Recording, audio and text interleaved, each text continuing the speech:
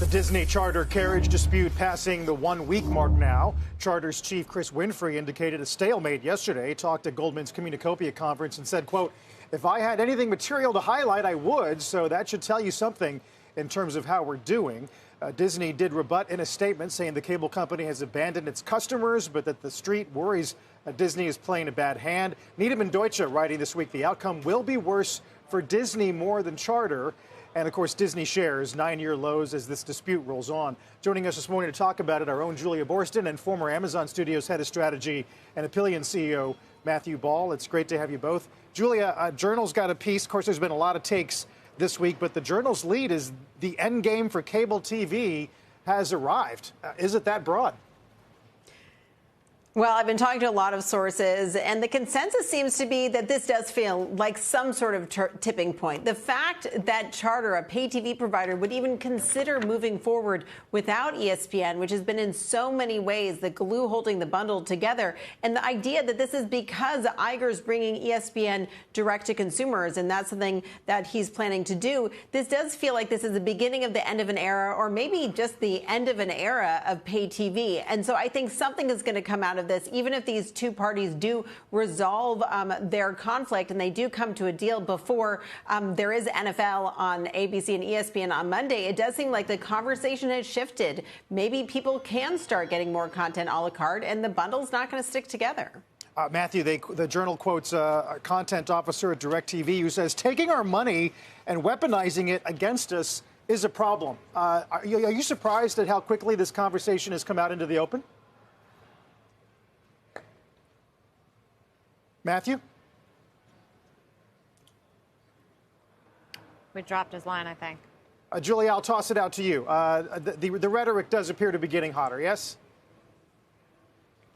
The rhetoric appears to be getting hotter, and I think we have to remember that Monday night really is a deadline here. It is a deadline because if Charter subscribers cannot watch football on Monday night, remember, Charter has nearly 15 million pay TV subscribers, then this is really indicating that a lot of those people are going to go elsewhere. They're going to go to YouTube with live TV, they're going to go to Hulu with live TV, and the conversation does shift. A number of analysts have pointed out that the longer this drags out, if this were to go on for 2 weeks or so after the start of the football season, the more likely it is that these two parties never resolve their carriage agreement, and the more likely we are to see Charter just offering a smaller, less expensive bundle without Disney's channels, and increasingly possibly without sports. So, Carl, I think the big question here is the era of the bundle over, and what happens when Disney goes direct to consumer with ESPN? How much is that really the nail in the coffin of the pay TV bundle as we know it? Matt Ball, I believe you're back with us, former Amazon Studios head of strategy. Where do you think this goes? Well, I think what we're seeing here is this echo of what really happened early in 2020 when all of the traditional media studios and companies were confident that streaming was lucrative and that they would be winners. It was in early 2020 that they began harvesting the best of their programming slates, whether that was 1883, an upcoming Paramount Network launch, shifted to Paramount Plus, Dancing with the Stars, which Bob Chapek moved from ABC to Disney Plus in its 36th season, or the ongoing investment of all of the best new shows becoming a Hulu exclusive or Peacock exclusive. The response to that is understandably hostile from the cable companies who are now being asked to pay more for what is less than was promised years ago. So, Julia, is it the consensus among Wall Street analysts now that Disney does have more to lose here than Charter economically? Well, Disney may have more to lose than that. If they were to lose those 15 million subs from Charter, they would be losing out on a massive amount of licensing fees, of those carriage agreement fees. But there are so many other pieces of this that you have to remember.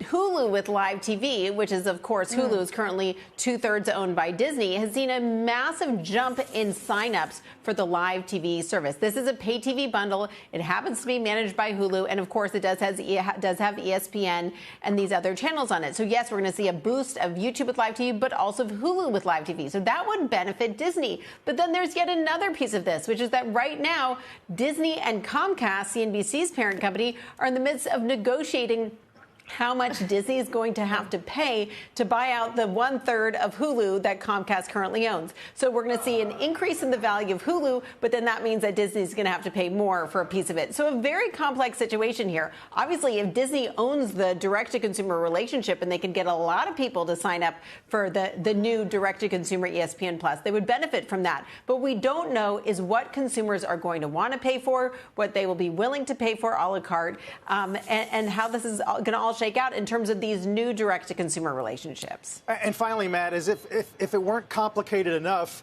then you have the notion of the strike and how this affects those negotiations, especially given that a lot of the marginal players this particular labor cycle don't have this labor or this linear TV albatross and are looking to reset comp.